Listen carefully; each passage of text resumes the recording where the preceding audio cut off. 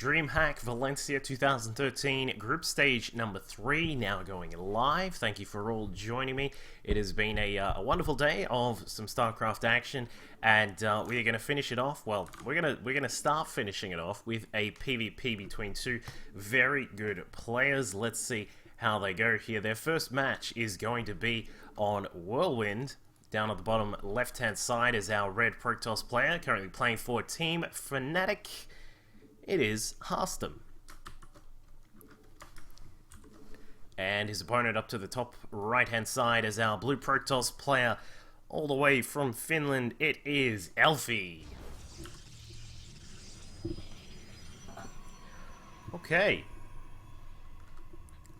So, you think White Ra will be last in that group? Yeah. I wish White Ra, I don't know what it is, man. It's like he turns up and he just, sometimes you just want to see White Ra just win something and just be like, yeah, White Ra, just because it's White Ra and he's been around for 73 years and all this kind of stuff, and he's just awesome to watch when he's playing on stream and all this kind of stuff. But just sort of, it's like being awesome at the game, but awesome. Like, I don't know how to explain it. It's kind of really weird to think about. But, maybe. But, anyway, we'll see what these guys are going to do. As we said, both of them very highly skilled EU Protoss players. I don't actually get to see much of the EU guys, so do bear with me if I sort of call some of the things wrong regarding some of their playstyles and these kinds of things. I do a little bit of research before we go and do these casts, but you know, I can't cover everything and I can't cover everyone, especially when I don't know what we're casting. But thank you to all the Finnish players who have joined in and are there watching this. It should be really good. I have known of Harstem for a very long time. I actually did quite a few casts of Harstem way back before he was even on mouse control, because he was originally on that team for a little while. And yeah, he actually had a really cool PvT style that I really liked. It was like this sort of Forge First thing into an expansion. It was a little bit crazy, which is of course what drew me to it. And then yeah, I got to see him sort of you know, move on into mouse control and then over to Fnatic now. We can see that Elfi is going to start us out with a Chrono Boost on the Cyber, also on the first Stalker that is going to pop out. There is already a Zealot out. Elfi, a player who loves to get a couple of units out right at the start to try and pressure his opponent, even just to try and threaten the fact that he might be going for some early gateway pressure. And speaking of which, he is actually going to open us up with some tri-gate pressure, the old 3-gate pressure with a little bit of Chrono Boost on the Cybernetics core to get started with some early Warp Gate harassment. We'll see what he's going to do, because now, of course, Elfi should be aware that his opponent will be up either down here or up at this top left-hand side here. This Zealot is going to come across and we'll be able to scout.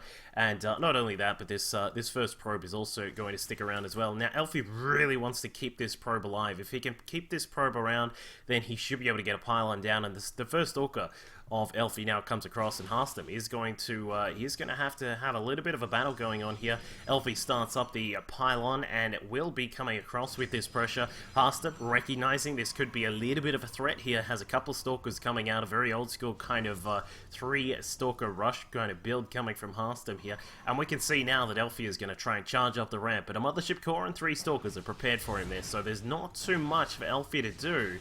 I'm not really too sure if he should be pushing this particular play just as of yet. Activates the Warp Gate. The Chrono Boost is now finished up, and he's going to look for the push, and we'll see what he's going to be able to do, because back at home, Harstem madly Chrono Boosting his own Cybernetics core. He has a couple more gates that are about to go up as well, but Elfi already with a few units now just making their way forwards. He's going to continue placing the pylons, just wants to get crazy with the pressure right now. Harstem madly trying to get that Chrono Boost on to the Cyber Core so that he can get his Warp Gate finished up, but Elfi is already inside.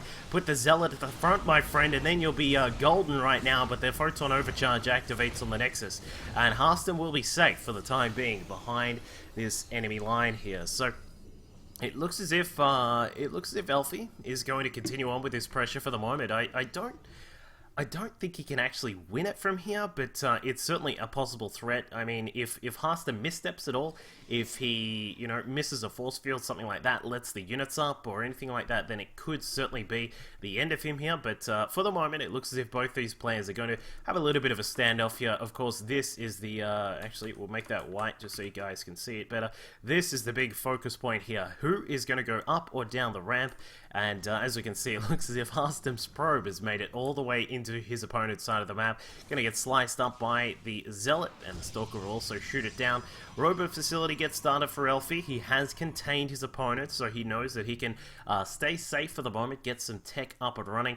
Wants to be sure that his opponent isn't pushing too far with his own tech, and does find out that there is a Void Ray out for Harstem. So Harstem has been able to get some really good defense up, and well, these Void Rays and even this Oracle, actually, this is the kind of play that I would expect from Harstem. The Oracle coming out here, it looks as if Elfi has discovered the proxy pylon over on his edge of the map here. He needs to be very careful. 3 Zealots already on their way, and they will try and push in here alongside this Oracle. Now, the Zealots are going to be here to try and tank up some of the damage from these Stalkers, but it sort of depends on how Elfi's going to try and deal with this. Back at the front door of Harstem, they still look at each other and kind of shouting rude names at each other, but the Zealots make it all the way inside. 6 Zealots from Harstem have now just charging their way into the mineral line. It looks as if the Oracle is also on the way. A little bit of miscontrol here from Harstem. He's also going to try and bust down the ramp at the same time, but Elfi very quick on the draw with the force fields, does block out some of the units, but how much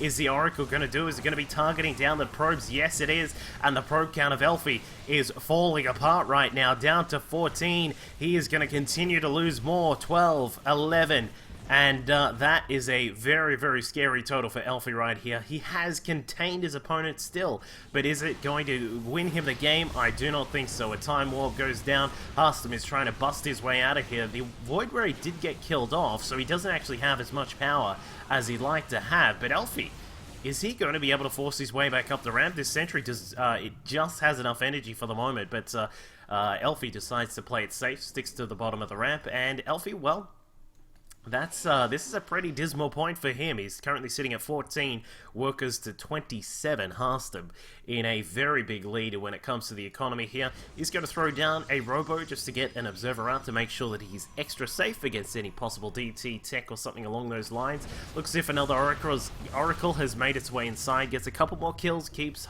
Elfi down at 14 workers available at the moment, and the proxy pylon does go down. So Elfi, he's going to look to try and just keep things stable. One of the big things that he wants right here is to just hold up any sort of approach from Harstem to get down the ramp. But I mean, once Harstem gets, he's continuing to pull out all these oracles here, just wants to continue harassing his opponent to make sure that Elfi cannot get enough units to hold the bottom of the ramp, because at some point, Harstem's going to have too much.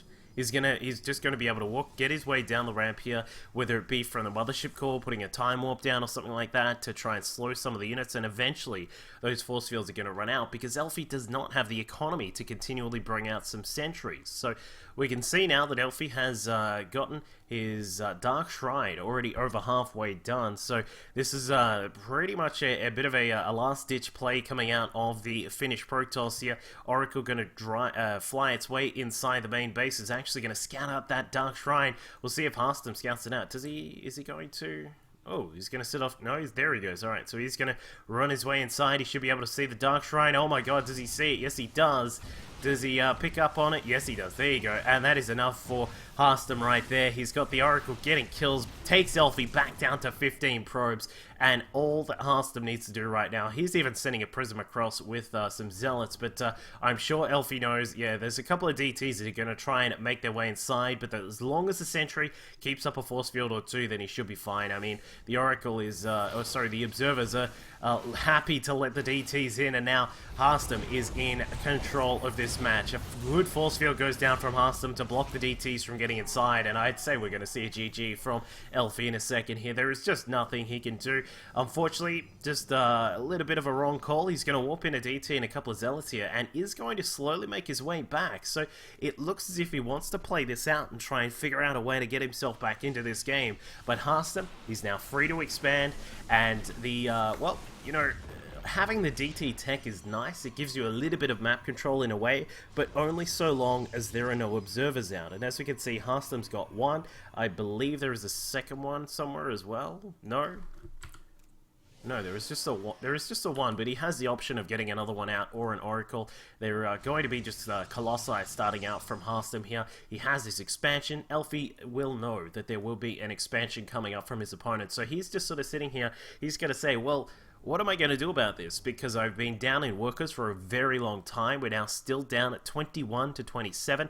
Warp Prism going to try and make its way inside the main base. Not too much to do there, so it will be forced to back off for the moment. But Elfi, well, this is, I don't know. I'm not like saying that it's there is no way he can come back, but I mean it's going to be a tough ask here. And he was in a strong position earlier on, but Harstem was able to hold his defense together. We've now got extended thermal lance on the way. A forge will get started with +1 to weapons as well, and now with 2 Colossi out, Harstem could certainly look to push. So it looks as if Harstem is just going to take his time, wants to bide his time, and with the Zealots still roaming about because of that Warp Prism, Harstem is going to have a lot of patience, I would say, to take his time and slowly make his push out here. It looks as if we do have that second Colossus just helping out with the first push that Harstem is finally going to make on this map. It's interesting to consider that this is the first real push that he's made here. He's just constantly checking the natural, wants to see if there is a Nexus going down at all, but of course it does. There is no real way for Elfi to get something like that going. So what I would expect Elfi to do here is to try and bring in some DTs where he can and just make Archons, because if he can get some Archons out, then he may be able to get some really good work going. But, you know, the problem is going to be dealing with these two Colossi here. They're very powerful, very strong units. And as soon as they get a good position, especially with this extended thermal lance, the +1 weapons, as you can see, both of these upgrades are just about to finish up, and that is going to do really well for Harstem here. But Elfi, he's not one to quit just yet. He's going to try and make his way inside. Scouting Phoenix does find that the main base is now free. Harstem going to drop his Zealots in here, and he's going to go to town on everything that is in here. No real defense from Elfi. He's forced to make his probes run. There is no way to warp in anything to defend this, and he decides to go for the big attack. Guardian Shields going up. Colossi at the back. Extended Thermal Lance has kicked in, and the +1 to weapons is about to be added on for Harstem. He does lose quite a lot of his units, so in the Colossi getting a little bit stacked up on the Time Warp. The Time Warp's all over the place. I'm not actually sure whose is whose, but that is going to be it for Elfi. Game number 1 goes the way of Fnatic. Harstem. Very nicely done by him, playing a very safe sort of strong sort of play there, just making sure that he was aware of what's going on, was able to warp in a couple of Zealots to try and distract Elfi for a little bit of time there, and eventually, as soon as he saw the Dark Shrine, he harassed with the Oracles, got a lot of damage done. That's what I was mentioning earlier before, where I sort of have seen Harstem using the Oracles quite a lot in this particular matchup, and that's exactly what I expected from him. So very nicely done for this first game here, and